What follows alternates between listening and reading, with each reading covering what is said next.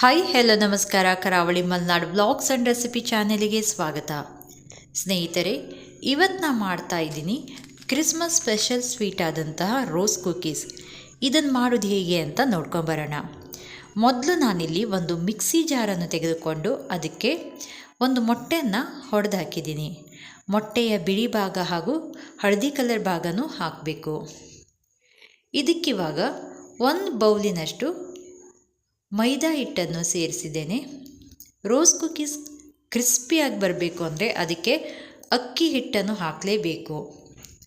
ಜಾಸ್ತಿ ಅಕ್ಕಿ ಹಿಟ್ಟು ಹಾಕಿದ್ರೆ ತುಂಬ ಕ್ರಿಸ್ಪಿನೆಸ್ ಬರುತ್ತದೆ, ಅದಕ್ಕೆ ಮುರಿದೋಗ್ತವೆ ಅದು ರೋಸ್ ಕುಕೀಸ್. ಅದಕ್ಕೆ ಒಂದು ಬೌಲಿಗೆ 3 ಟೇಬಲ್ ಸ್ಪೂನಷ್ಟು ಅಕ್ಕಿ ಹಿಟ್ಟನ್ನು ಹಾಕಿ, ಸಕ್ಕರೆನ ಪುಡಿ ಮಾಡಿಟ್ಟಿದೆ, ಇದನ್ನು 3/4 ಕಪ್ಪಷ್ಟು ಸಕ್ಕರೆ ಪುಡಿನ ಹಾಕಿದ್ದೇನೆ. ಜಾಸ್ತಿ ಸ್ವೀಟ್ ಬೇಕಂದವರು ಹಾಕ್ಬೋದು ಜಾಸ್ತಿ ಸಕ್ಕರೆ ಪುಡಿ. ಸ್ವಲ್ಪ ಏಲಕ್ಕಿ ಪುಡಿ, ಸ್ವಲ್ಪ ಜಾಯಿಕಾಯಿ ಪುಡಿ ಹಾಕಿ. ಸ್ವೀಟ್ ಮಾಡಿದ್ರೂ ಇದಕ್ಕೆ ಸ್ವಲ್ಪ ಉಪ್ಪು ಹಾಕಬೇಕು, ಇಲ್ಲ ಅಂದರೆ ಚಪ್ಪೆ ಚಪ್ಪೆ ಅನಿಸುತ್ತೆ. ಸ್ವಲ್ಪ ಅರ್ಧ ಚಮಚದಷ್ಟು ಉಪ್ಪನ್ನು ಹಾಕಿದ್ದೀನಿ. ತೆಂಗಿನಕಾಯಿ ಹಾಲಿದು ಗಟ್ಟಿಯಾಗಿ ತೆಗೆದಿಟ್ಕೊಳ್ಬೇಕು.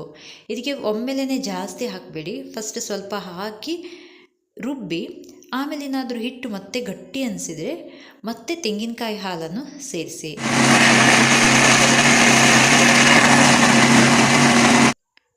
ನೋಡಿ, ಇವಾಗ ಮಿಕ್ಸಿ ಮಾಡ್ಕೊಂಡಿದ್ದೀನಿ ಎಲ್ಲದನ್ನು. ಇಷ್ಟು ಥಿಕ್ನೆಸ್ ಇರಬೇಕು. ಇನ್ ಕೇಸ್ ನೀವು ಮಾಡಿದಂಥ ಹಿಟ್ಟು ಏನಾದ್ರು ತೆಳು ಆಯಿತು ಅಂದರೆ ಅದಕ್ಕೆ ಇನ್ನೂ ಸ್ವಲ್ಪ ಮೈದಾ ಹಿಟ್ಟನ್ನು ಆ್ಯಡ್ ಮಾಡಿ. ಗಟ್ಟಿ ಆಯಿತು ಅಂದರೆ ಸ್ವಲ್ಪ ಕಾಯಿ ಹಾಲನ್ನು ಸೇರಿಸಿ. ಇದಕ್ಕೆ ನಾನು ಬಿಳಿ ಎಳ್ಳನ್ನು ಮತ್ತು ಸ್ವಲ್ಪ ವೆನಿಲಾ ಎಸೆನ್ಸನ್ನು ಸೇರಿಸ್ತಾ ಇದ್ದೀನಿ. ಬಿಳಿ ಎಳ್ಳು ಇಲ್ಲ ಅಂದರೆ ಕಪ್ ಎಳ್ಳನ್ನು ಸಹ ಸೇರಿಸ್ಬೋದು. ಇದನ್ನು ಚೆನ್ನಾಗಿ ಮಿಕ್ಸ್ ಮಾಡಿ.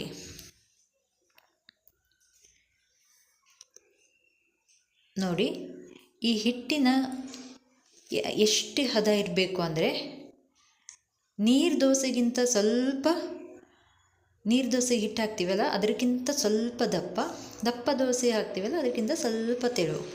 ನೋಡಿ, ಒಂದು ಸ್ಪೂನಲ್ಲಿ ಈ ಥರ ಟ್ರಾನ್ಸ್ಪರೆಂಟಾಗಿ ಕಾಣಿಸ್ಬೇಕು. ಇವಾಗ ರೋಸ್ ಕುಕೀಸ್ ಮಾಡಲು ಮೋಲ್ಡನ್ನ ಫಸ್ಟಿಗೆ ಚೆನ್ನಾಗಿ ಕಾದಿದ ಎಣ್ಣೆಗೆ ಸ್ವಲ್ಪ ಹೊತ್ತು ಇಡಬೇಕು. ಪ್ರತಿಯೊಂದು ರೋಸ್ ಕುಕೀಸ್ ಮಾಡಬೇಕಿದ್ರೂ ಮೋಲ್ಡನ್ನ 2 ಸೆಕೆಂಡ್ ಬಿಸಿಯಾದ ಎಣ್ಣೆಯಲ್ಲಿಟ್ಟು ಈ ಥರ ಹಿಟ್ಟಲ್ಲಿ ಡಿಪ್ ಮಾಡಬೇಕು. ಹಿಟ್ಟಲ್ಲಿ ಡಿಪ್ ಮಾಡಬೇಕಿದ್ರೂ ಫುಲ್ಲು ಮುಳುಗಿಸ್ಬೇಡಿ ಮೋಲ್ಡನ್ನ, ತುದಿಗಷ್ಟೇ ಹಿಟ್ಟು ತಾಗಿಸಿದ್ರೆ ಸಾಕು. ಆಮೇಲೆ ಕಾದಂಥ ಎಣ್ಣೆಗೆ ಈ ಥರ ಬಿಡಿ. ತುಂಬ ಟೇಸ್ಟ್ ಅಂತೂ ತುಂಬ ಚೆನ್ನಾಗಿರುತ್ತದೆ ಇದು. ಇನ್ ಕೇಸ್ ನೀವು ತಂದಂಥ ಮೋಲ್ಡ್ ಹೊಸದ್ದಾಗಿದ್ದರೆ ಫಸ್ಟ್ ಅದನ್ನು ಒಂದು ದಿನದ ಮುಂಚೆನೇ ಗಂಜಿ ನೀರು ಇರುತ್ತದಲ್ಲ ಅಥವಾ ಅಕ್ಕಿ ತೊಳೆದಂತಹ ನೀರಿಗೆ ಹಾಕಿಡಬೇಕು. ಒಂದು ದಿನ ಪೂರ್ತಿ ಹಾಕಿಟ್ಟು ನೆಕ್ಸ್ಟ್ ಅದನ್ನು ಕಾದಂಥ ಎಣ್ಣೆಯಲ್ಲಿ ಹಾಕಿ ರಾತ್ರಿ ಇಡೀ ಬಿಡಬೇಕು.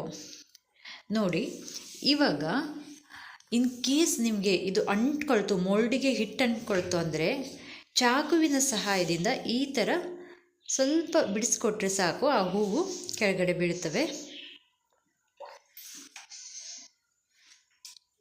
ಇನ್ ಕೇಸ್ ಮೋಲ್ಡಿಗೆ ಅಂಟ್ಕೊಳ್ತು ಏನು ಮಾಡೋದು ಅನ್ನೋದು ಭಯ ಬೇಡ. ಸ್ವಲ್ಪ ಚಾಕು ತೆಗೆದುಕೊಟ್ಟು ಆ ಹಿಟ್ಟನ್ನು ಸ್ವಲ್ಪ ಬಿಡಿಸ್ಕೊಟ್ರೆ ಸಾಕು. 2 ಸೈಡ್ ಚೆನ್ನಾಗಿ ಫ್ರೈ ಮಾಡಿ.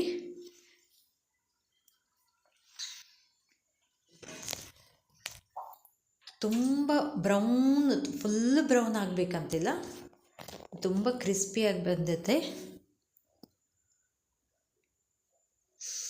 ಮಕ್ಕಳಂತೂ ಸಿಕ್ಕಾಪಟ್ಟೆ ಇಷ್ಟಪಟ್ಟು ತಿಂತಾರೆ. ಮಕ್ಕಳಿಂದ ದೊಡ್ಡವರು ಎಲ್ಲರೂ ತುಂಬ ಇಷ್ಟಪಟ್ಟು ತಿಂತಾರೆ ಇದನ್ನು.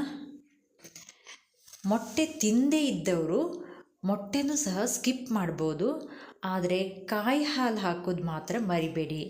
ಯಾಕೆಂದರೆ ಕಾಯಿ ಹಾಲು ಹಾಕೋದ್ರಿಂದನೇ ತುಂಬ ಟೇಸ್ಟಿ ಇರುತ್ತದೆ. ನೋಡಿ ಸ್ನೇಹಿತರೆ, ರುಚಿಕರವಾದ ರೋಸ್ ಕುಕೀಸ್ ರೆಡಿಯಾಗಿದೆ.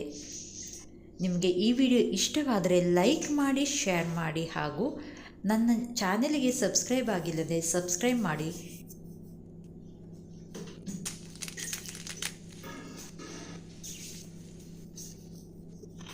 ನೋಡಿ ಎಷ್ಟು ಕ್ರಿಸ್ಪಿನೆಸ್ ಬಂದಿದೆ ಅಂತ. ಇವಾಗ ತಿಂದು ತೋರಿಸ್ತೀನಿ.